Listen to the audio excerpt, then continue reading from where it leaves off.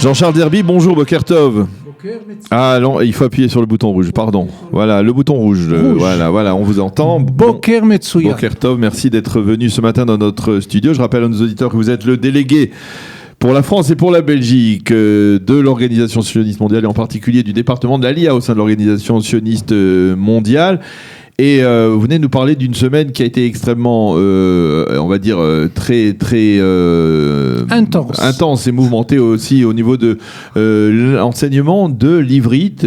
C'est l'un des projets, on va dire, phares de l'Organisation sioniste mondiale. On a beaucoup parlé des Ulpanim aussi, qui ont été ouverts un peu partout dans les communautés juives de France. Et là, c'était une semaine consacrée à l'apprentissage de l'ivrite qui s'est terminé dimanche, mais qui se prolonge un peu aussi également au gré des volontés des différentes communautés. Tout à fait. Est-ce qu'effectivement, nous avions déjà eu l'occasion d'en parler. Nous avons dans notre département au sein de l'OSM, de l'Organisation sioniste mondiale, 2-3 programmes phares. Le premier, ce sont les classes d'Ulpan, d'ivrite. Oui.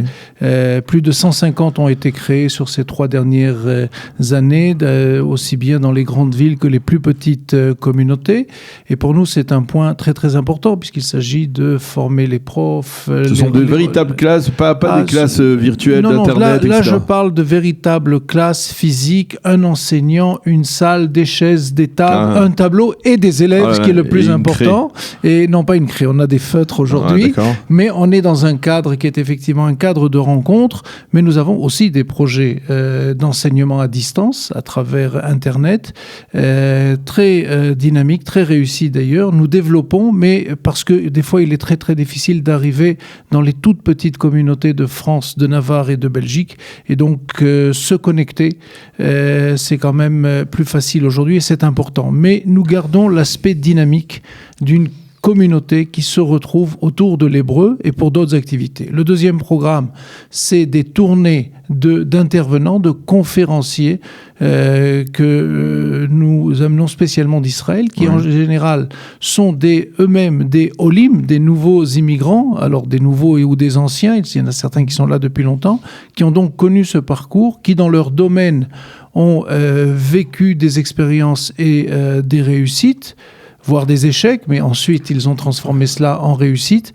Et donc nous les faisons circuler dans des synagogues, centres communautaires, associations culturelles. Voilà donc les 2 programmes phares de notre département en France et en Belgique. Alors, concrètement, qu'est-ce qui s'est passé pendant cette semaine de l'ivrite ? Alors, nous voulions donner un coup de projecteur sur l'enseignement de l'hébreu. Très franchement, nous sommes, d'après toutes les études que nous avons menées, il y a un recul de l'enseignement et de la connaissance de la langue hébraïque. Nous avions avec nous, par exemple, et c'était pour nous un très grand honneur et un très grand plaisir, le professeur Moshe Baracher, le président de l'Académie des langues hébraïques, qui m'a dit qu'il y a 40 ou 50 ans, leur estimation était que 70 000 personnes parlaient l'hébreu en France. Beaucoup venaient, par exemple, du Maroc, où l'on enseignait, dans les écoles de l'Alliance au Maroc, on enseignait avec une facilité. On pouvait aussi bien s'adresser en français, en arabe ou en hébreu aux élèves. Eh bien, aujourd'hui, en France, on sait que dans les écoles juives, ce que l'on enseigne, c'est peut-être la Lashon HaKodesh, mais que quand on rencontre de nouveaux immigrants, ce qui a été notre cas il y a 3 semaines à Haïfa, un jeune couple, qui a dit, la difficulté que nous avons rencontrée en arrivant ici, c'est la langue, parce que après tout un parcours en école juive, nous ne savions pas, nous ne pouvions pas nous débrouiller. Ça, c'est un changement, c'est peut-être lié, dites-moi si je me trompe, à un changement d'approche au niveau justement des instances sionistes ici en Israël, parce qu'à une époque, lorsque j'étais bien plus jeune, eh bien, il y avait des shlichim, des émissaires de l'agence juive, de l'Organisation sioniste mondiale, de différentes instances, qui venaient dans les écoles juives ou dans moi je peux parler de la yeshiva de Etzraïm de Montreux, où on enseignait en hébreu, où c'était des émissaires des Israéliens qui ne parlaient pas obligatoirement le français, qui enseignaient en hébreu. Tout à fait. Écoutez, ça ne se fait plus, ça. Ça ne se fait plus beaucoup parce que, pour différentes raisons, l'aspect financier joue beaucoup, mais on connaît cela. Par exemple, il y a une école à Anvers, qui est la fameuse école Tarkemoni, d'Anvers. Et donc, on sait qu'il y avait, à certaines époques, moins aujourd'hui, mais il y avait une certaine époque de multiples familles de shlichim. C'était monsieur et madame qui enseignaient, et que c'était kulo beivrit. Tout l'enseignement se faisait effectivement en hébreu, autour de l'hébreu. Eh bien, ce que nous essayons, encore une fois, alors il y a différents départements. Chez nous, c'est le département de l'éducation qui s'occupe des écoles. Nous essayons de former des profs. Le programme d'envoi de morim shlichim, d'enseignants, existe toujours, mais le coût reste important pour les structures scolaires.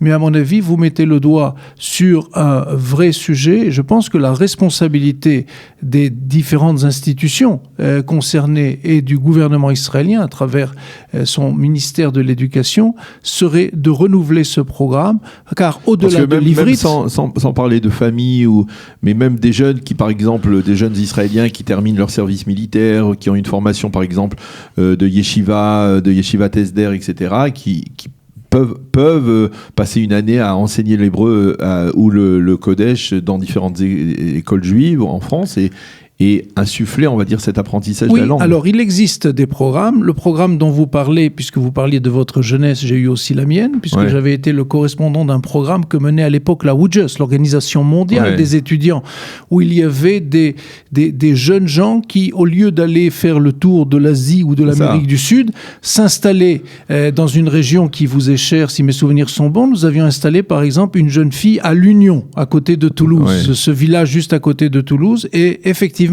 car au-delà de la langue, nous parlons de la culture, nous parlons de la connaissance de ce qui se passe aujourd'hui en Israël. Et donc, c'est une présence qui est extrêmement importante, je dirais, pour les jeunes et les moins jeunes. Et c'est un programme qui nous est demandé, et j'espère que dans les prochains, lorsqu'un gouvernement sera en place et que nous parlerons de prochains budgets, ce type de projet pourra être aussi évoqué et mis en place. En tout cas, dans le cadre de la semaine de l'hébreu, ce que nous avons essayé de faire, c'est de toucher toutes les populations. Alors on dirait, en exagérant, de 0 à 120 ans, ce qui est un petit peu exagéré, mais en tout cas de 7 à 77 ans, comme disait un journal célèbre, nous y avons réussi, puisque aussi bien pour le grand public que pour des publics plus ciblés. Nous avons par exemple eu 2 colloques universitaires. Au-delà du professeur Moshe Baracher, il y avait aussi le journaliste Gil Chovav, connu. Et peut-être ce qui est moins connu, c'est que c'est l'arrière-petit-fils de Eliezer Ben Yehuda. Ah oui, donc il est venu expliquer au public, et même nous les avons fait rentrer dans des écoles. Alors ce que je disais tout à l'heure sur les écoles, évidemment il y a toujours des exceptions. Je dois vous dire que c'est avec un très très grand bonheur que ces 2 personnalités ont eu 45 minutes de discussion, échange, questions-réponses avec des élèves du CM2 de l'école juive moderne, une école du 17e arrondissement à Paris, où il y a effectivement des enseignants d'hébreu, des Israéliens enseignants d'hébreu et un enseignement en hébreu. Et donc, ils avaient préparé leur cours, ils avaient noté des questions, ils ont interrogé Moshe Baracher et Gil Chovav sur le Milon, sur le dictionnaire de Eliezer Ben Yehuda, sur la vie personnelle, sur Yerushalayim, et c'était extrêmement fort. Et je dois vous dire que de voir le professeur Baracher, qui a plutôt l'habitude des grands colloques universitaires, prendre ce plaisir de dialoguer avec des enfants de 11-12 ans, était un vrai moment de bonheur. Donc, les écoles, les mouvements de jeunesse, beaucoup d'activités à la Shomer, au Dror, au Dej, et avec un très beau final ce dimanche avec les éclaireurs israélites de France qui ont organisé toute une journée d'ateliers à la grande synagogue de la Victoire, et ça s'est terminé par une Achnasat Sefer Torah où ils ont pu écrire en hébreu les différentes lettres, 400 enfants ou un peu plus autour de l'ivrit. C'était extrêmement fort. Il y avait d'abord des choses beaucoup plus classiques. Il y a eu un nouveau programme que nous appelons Ivrit Social Club,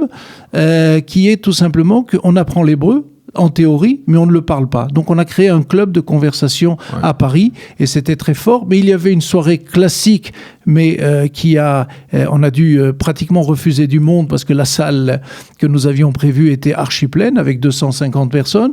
On a eu une Shira Betsibour, c'est-à-dire les gens ont retrouvé le plaisir de chanter en hébreu tous ensemble. Il y avait donc des colloques, du travail dans les écoles, les mouvements de jeunesse, et ce Shabbat, un Shabbat de l'Ivrit, Lashon HaKodesh, et avec l'aide d'un hiérosolomitain, Gabriel Lévy, de l'association Alia la Torah, eh bien, il avait préparé des documents, aussi bien pour les rabbins qu'un Avot Ubanim pour permettre à des enfants d'étudier avec des adultes. Et ces documents ont été utilisés dans de nombreuses synagogues. Et certains nous ont demandé, c'est pour ça que le projet continue, on n'a pas eu le temps, est-ce qu'on peut le faire Shabbat prochain ? J'ai dit, vous pouvez le faire tous les Shabbatot de l'année, de notre point de vue, il n'y a aucun problème.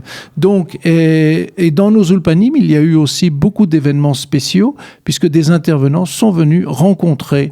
Voilà, donc de très très nombreuses activités, je dirais de la conférence classique au jeu, de la chanson au colloque universitaire.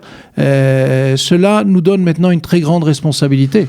C'est de continuer, voire d'amplifier l'enseignement de l'hébreu en France et en Belgique. Eh bien, merci beaucoup Jean-Charles Zerbib d'être venu nous parler de ces réalisations très impressionnantes, donc pour tenter d'insuffler cet amour de la langue hébraïque en France. C'est pas facile, mais c'est important de le faire aujourd'hui et ça prépare aussi, il faut le souligner, à une meilleure aliyah, une meilleure intégration ici en Israël. C'est incontournable pour mieux réussir ici sa vie.